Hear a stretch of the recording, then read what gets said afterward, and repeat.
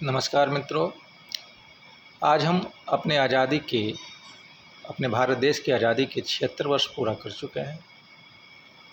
ये बहुत गर्व की बात है। बहुत से बिंदुओं पे, बहुत से आयामों पे हमारा देश ने अच्छी तरक्की की है, लेकिन आज भी कुछ बातें ऐसी हैं, कुछ कमियां ऐसी हैं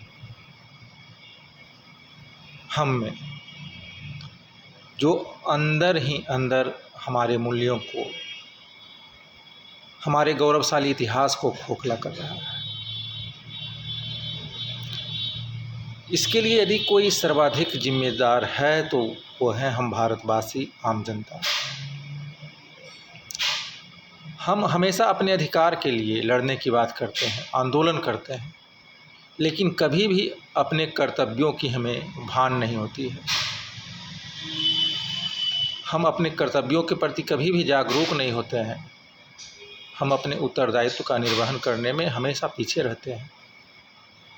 हम भ्रष्टाचार के खिलाफ आवाज़ उठाते हैं, लेकिन यदि मौका मिलता है तो सबसे पहले भ्रष्टाचार करने में एक कदम भी पीछे नहीं रहते हैं। हम दूसरे को लालची कहते हैं, लेकिन प्रलोभन दिया जाता है तो सबसे अगली पंक्ति में खड़े होते हैं।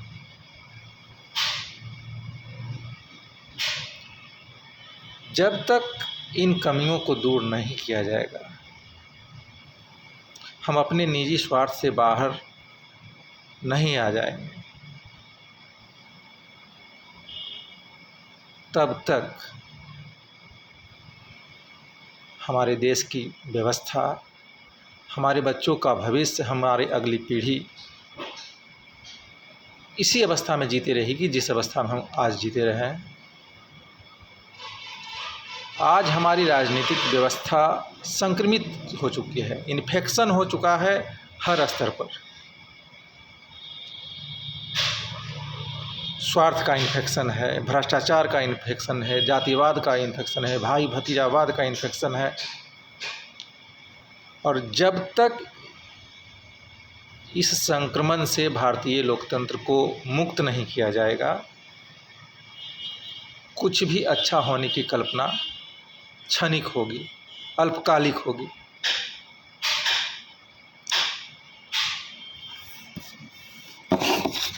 आज हम आम जनता छोटे छोटे मोह जाल में, नेताओं के प्रलोभन में फंस करके चुनाव के समय अपने अधिकार का दुरुपयोग कर लेते हैं। अपने जाति को, आतंकवादियों को, दबंगों को, ठगों को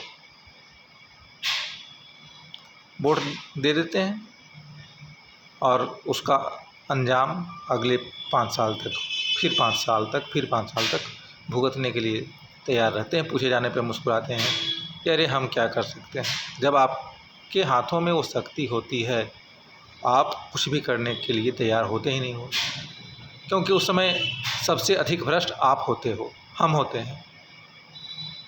जब तक हम अपने आप को भ्रष्टाचार मुक्त नहीं करते हैं, प्रलोभन मुक्त नहीं करते हैं, जातिवाद मुक्त नहीं करते हैं, हमारे देश की व्यवस्था, हमारी राजनीतिक व्यवस्था कभी सुधर नहीं सकती है।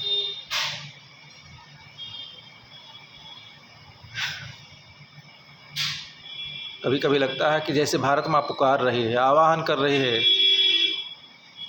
नौजुवकों से, आम जनता से, शिक्षित वर्गों से कि हमें मुक्त कराओ इन भ्रष्टाचारियों से, इन महाठगों से,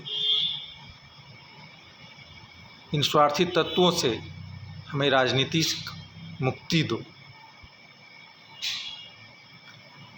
भारत माता की यह पुकार पता नहीं कब हमारे कानों तक पहुंचेगी।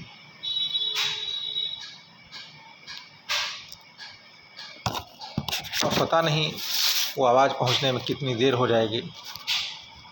ऐसा क्यों नहीं हो सकता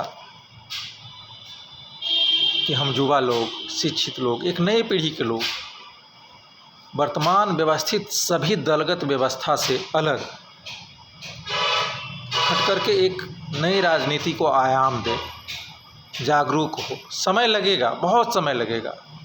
हो सकता है कि 5 साल लगे, 10 साल लगे, लेकिन वो समय आना चाहिए कि जब बिना कोई 1 रुपया खर्च किए हुए भी चुनाव लड़ने के लिए तैयार रहे। जनता उसे ही मत दे जो सचमुच में सुयोग्य हो, जो सचमुच में अपना हित न चाहकर जनता का हित चाहते हो। कब वो समय आएगा कि कोई भी व्यक्ति, कोई भी भारतीय राजनीति को अपना कैरियर के रूप में न बनाए, राजनीति को जनसेवा के रूप में बनाए, लोक सेवा के रूप में बनाए। हमारे देश में एक राजनेता को जितनी सुविधाएं दी जाती है, 5 साल के बाद वो पदनिवृत्त होने के बाद भी उनको जितनी सारी सुविधाएं दी जाती है, उतनी सुविधाएं तो एक अच्छे सरकारी नौकरी वाले को नहीं मिलती है। उसके बावजूद भी उनकी पेट की गहराई, उनकी महत्वाकांक्षाएं इतनी होती है जिसका हम लोग आकलन भी नहीं कर सकते। और आवश्यकता की क्या, जितना पूर्ति करोगे आवश्यकताएं उतनी बढ़ती ही जाएगी। आखिर सब लोग को 10 बाई 10 के रूम में एक 7 बाई 5 के बिस्तर पे ही रहना है। जीवन का अंतिम हश्र वही होना है। खाने को रोटी ही चाहिए, थोड़ा सा ही आराम चाहिए, लेकिन हम अपने महत्वाकांक्षाओं को, इच्छाओं को इतना अधिक बढ़ा लेते हैं। महत्वाकांक्षाओं और इच्छाओं को बढ़ाना गलत नहीं है, लेकिन अपनी महत्वाकांक्षाओं की पूर्ति के लिए हजारों लोगों के भविष्य के साथ खेल जाना, खिलवाड़ कर देना, हजारों लोगों के भविष्य को बलिदान कर देना, इससे बुरा और क्या हो सकता है। हम कह नहीं सकते कि हम भारतीय बहुत अच्छे लोग होते हैं। यह सिद्ध करता है कि भारतीय लोग बहुत बुरे होते हैं, और इस परिभाषा से हमें बाहर निकलना है। भारतीय लोगों से ज़्यादा स्वार्थी शायद ही कोई लोग होता है।